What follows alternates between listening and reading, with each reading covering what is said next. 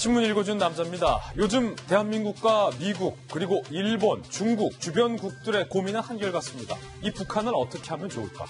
이 북한을 어떻게 처리하면 좋을까? 그런데 오늘 동아일보 일면에 단독 보도하고 있는 내용에 따르면 미국이 북한도 한국도 둘 다 거짓말쟁이다.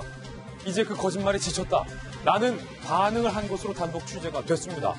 무슨 이야기일까요? 동아일보입니다. 바로 폼페이오 장관이 이렇게 얘기했다는 거예요. 남도 북도 liar, liar, L-I-A-R, liar, 거짓말쟁이라는 겁니다. 폼페이오 장관이 하노이 결렬 전에 이미 북한뿐만 아니라 우리 대한민국 측 문재인 정부를 향해서도 불만을 쏟아냈다는 겁니다. 한국 정부 인사에게 김정은 못 믿겠다라고 말을 하면서 남한도 못 믿겠다. 특히 그 중심에는 정의용 안보실장을 비난했다라는 사실이 확인됐습니다.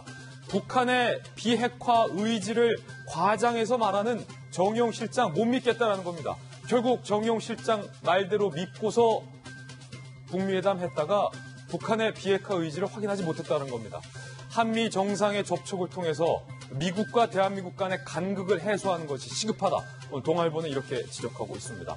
뼈아픈 대목입니다. 정말로 폼페이오 장관이 남한도 북한도 둘 다 싸잡아서 거짓말쟁이 못 믿겠다라고 말했다면 이것은 조속히 대한민국 정부가 해결해야 할 신뢰 회복의 문제가 아닐 수 없겠습니다. 다음 신문입니다. 이번엔 조선일보입니다. 문재인 정부 들어 처음 장관 구속 위기에 처했던 김은경 전 환경부 장관의 구속 영장이 결국 기각됐습니다. 증거 인멸과 도주의 우려가 없다. 법원은 이렇게 이야기를 밝혔습니다. 검찰은 공범으로 신미숙 청와대 비서관을 적시했습니다. 영장 기각을 받아든 검찰 내에서는 당혹해하는 분위기. 다시 한번 구속영장을 청구하겠다. 검찰은 벼르고 있습니다.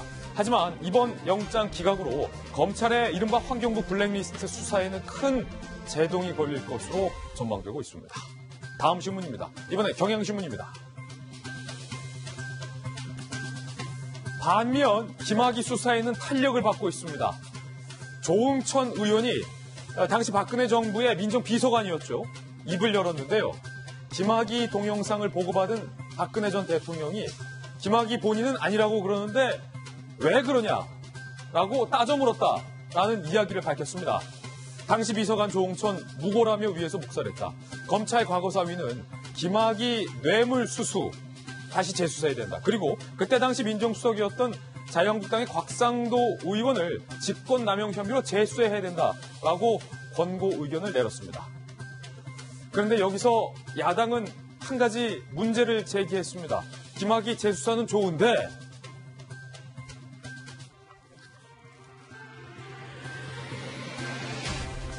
곽상도는 놓고 조응천은 왜 뺐느냐는 겁니다. 당시 곽상도 민정수석, 조응천 민정비서관 보고 라인, 같은 라인에 있었는데 민주당 의원은 빼고 한국당 의원은 수사 대상에 넣는 것이 불공평하다. 한국당은 이렇게 지적했습니다. 여기서의 또 하나 궁금한 건 결국 우리 국민들이 분개했던 건 김학의 전 차관의 이른바 별장 성접대 사건. 그러니까 특수강간 혐의에 대해서 많은 국민들은 궁금해한 건데 검찰 과거사위는 정작 몸통인 특수강간 혐의는 왜 쏙 빼고 갑자기 뇌물수수 혐의만 언급을 했던 걸까요? 잠시 후 이 모든 이야기 상세하게 다뤄보겠습니다. 본질은 별장 성접대, 특수강간 아니었던가요? 다음 신문입니다. 이번엔 한국일보입니다. 장관 청문회 시작됐죠. 어제는 최종호 국토부 장관 청문회가 있었는데 여당 의원들조차 야 이건 아니지 않냐 쓴소리를 했다는 거예요. 똘똘한 한 채도 아니고 똘똘한 세 채로 보유한 국토장관 후보에 여당 의원들조차 혀를 찼다. 야당에서는요. 시세 차익이 총 23억 원이 넘었다라고 맹렬한 질타가 쏟아 나왔습니다. 여당 내부에서도 이거는 진짜 국민 정서상 수용이 어렵다라는 워딩이 나왔어요. 수용 못하겠다. 최 후보자는 사려 깊지 못했다라고 연신 사과만 했습니다. 과연 최종호 장관이 정상적으로 장관에 취임할 수 있을지 잠시 후 자세한 이야기 나눠보겠습니다.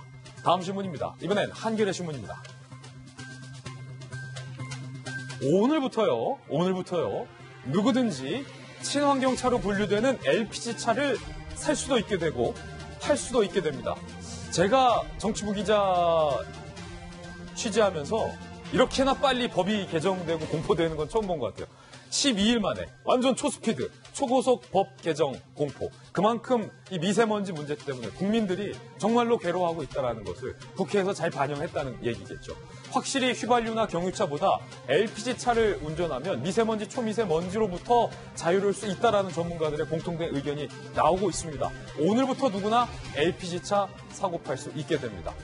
저도 이참에 차를 LPG차로 바꾸렵니다. 여러분과 약속을 했으니까 저부터 좀 바꿔보겠습니다. 우리 미세먼지, 초미세먼지 잡아봅시다. 지금까지 신문 읽어주는 남자였습니다.